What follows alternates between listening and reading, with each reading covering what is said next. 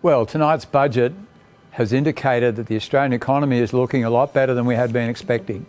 And the main reason for that is that our debt levels are now projected to peak at 36% of GDP and come down to 32% of GDP in the out years.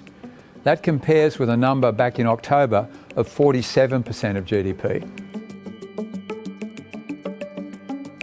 When we gave you our preview, we expected that the starting point would have improved for the budget by about $136 billion. In fact, it was a little better than that, $146 billion. Now, the government, after all its spending, has still improved the position by $126 billion. So they've gone backwards about $20 billion compared to a $146 billion base.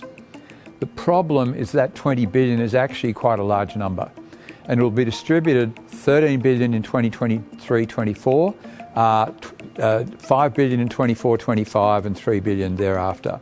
$13 billion extra spending in 1 year is quite large.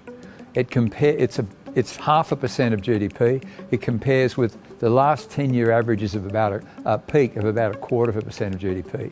So you will find that the market, that people will say this is a big spending budget. But really, the key initiatives that we saw in the budget were sorely needed. So we saw $5.6 billion for Medicare, $4.6 billion for an increase in JobSeeker, $2.7 billion for rental relief, and $1.9 billion assisting single mothers. These were all things that are really screaming out for us at this stage of the economic cycle. We're only expecting growth in the economy in 23-24 of 0.9%. And that's mainly due to the pressure that the household sector will be under. So I think those policies were necessary, and I don't think that this will put pressure on interest rates in the near term. So we're not changing our view that the Reserve Bank is not going to raise interest rates in August. The pressure will come later on in the year, in the second half of this year and into 24.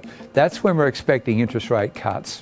So the big spending initiatives may well threaten the timing of those interest rate cuts, but I don't think they're going to force up the Reserve Bank's hand on interest rates in the near term.